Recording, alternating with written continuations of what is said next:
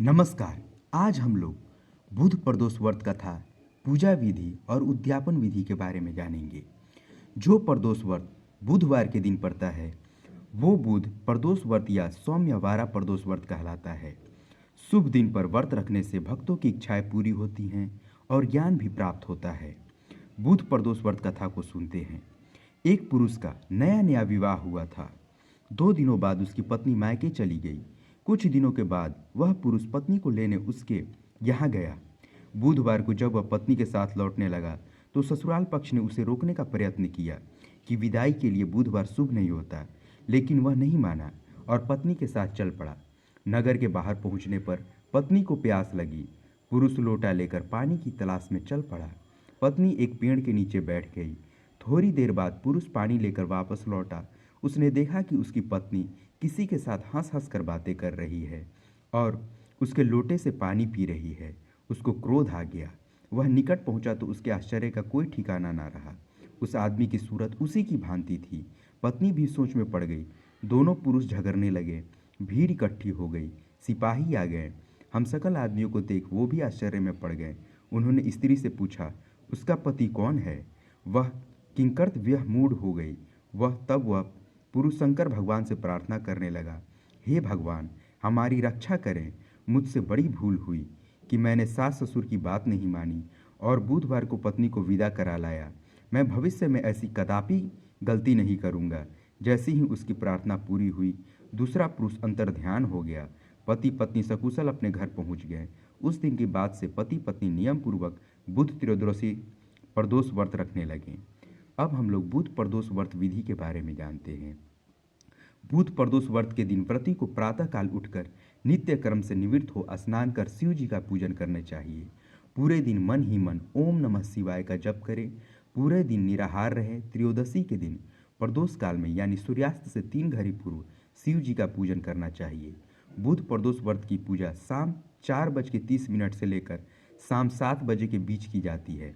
व्रती को चाहिए कि शाम को दोबारा स्नान कर स्वच्छ श्वेत वस्त्र धारण कर ले। पूजा स्थल अथवा पूजा गृह को शुद्ध कर ले। यदि व्रती चाहे तो शिव मंदिर में भी जाकर पूजा कर सकते हैं। 5 रंगों से रंगोली बनाकर मंडप तैयार करे। पूजन की सभी सामग्री एकत्रित कर ले। कलश अथवा लोटे में शुद्ध जल भर ले। कुश के आसन पर बैठकर शिव जी की पूजा विधि विधान से करे। ओम नमः शिवाय कहते हुए शिव जी को जल अर्पित करे। इसके बाद दोनों हाथ जोड़कर शिव जी का ध्यान करें।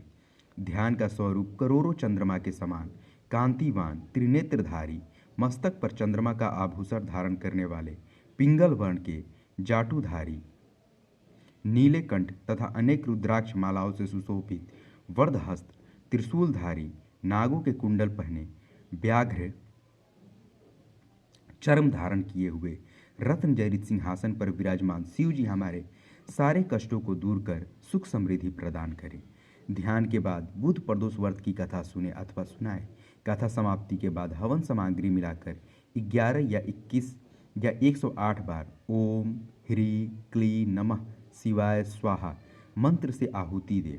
उसके बाद शिव जी की आरती करें। उपस्थित जनों को आरती दें।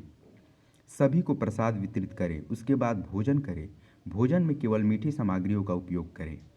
अब हम लोग बुध प्रदोष व्रत उद्यापन विधि के बारे में जानते हैं। स्कंद पुराण के अनुसार व्रती को कम से कम 11 अथवा 26 त्रयोदशी व्रत के बाद उद्यापन करना चाहिए। उद्यापन के एक दिन पहले यानी द्वादशी तिथि को श्री गणेश भगवान का विधिवत षोडशोपचार विधि से पूजन करें तथा पूरी रात शिव पार्वती और श्री गणेश जी के भजनों के साथ जागरण करें। उद्यापन के दिन प्रातःकाल उठकर नित्य कर्मों से निवृत्त हो जाए। स्वच्छ वस्त्र धारण करें। पूजा गृह को शुद्ध कर ले। पूजा स्थल पर रंगीन वस्त्रों और रंगोली से मंडप बनाए। मंडप में एक चौकी अथवा पटरे पर शिव पार्वती की प्रतिमा स्थापित करें। अब शिव पार्वती की विधि विधान से पूजा करें एवं भोग लगाए। बुध प्रदोष व्रत की कथा सुने अथवा सुनाए। अब हवन के लिए 1.25 किलो, 1 किलोग्राम, 250 ग्राम आम की लकड़ी को हवन कुंड में सजाए। हवन के लिए गाय के दूध में खीर बनाए। हवन कुंड का पूजन करें। दोनों हाथ जोड़कर हवन कुंड को प्रणाम करें। अब अग्नि प्रज्वलित कर तिदंतर शिव पार्वती के उद्देश्य से खीर से ओम उमा सहित शिवाय नमः, ओम उमा सहित शिवाय नमः मंत्र का उच्चारण करते हुए 108 बार आहुति दे। हवन पूर्ण होने के पश्चात शिव जी की आरती करें, ब्राह्मणों को सामर्थ्य अनुसार दान दें एवं भोजन कराएं। आप अपने इच्छानुसार 1 या 2 या 5 ब्राह्मणों को भोजन एवं दान करा सकते हैं। यदि भोजन कराना संभव ना हो तो किसी मंदिर में यथाशक्ति दान करें। इसके बाद बंधु बांधवों सहित प्रसाद ग्रहण करें एवं भोजन करें। इस प्रकार उद्यापन करने से व्रती पुत्र पौत्र आदि से युक्त होता है तथा आरोग्य लाभ होता है। इसके अतिरिक्त वह अपने शत्रुओं पर विजय प्राप्त करता है एवं संपूर्ण पापों से मुक्त होकर शिव धाम को पाता है। धन्यवाद। अगर आपको ये जानकारी अच्छी लगी हो तो इस वीडियो को लाइक करें और चैनल को सब्सक्राइब करें। भगवान शिव की कृपा हम सब पर सदैव बनी रहे।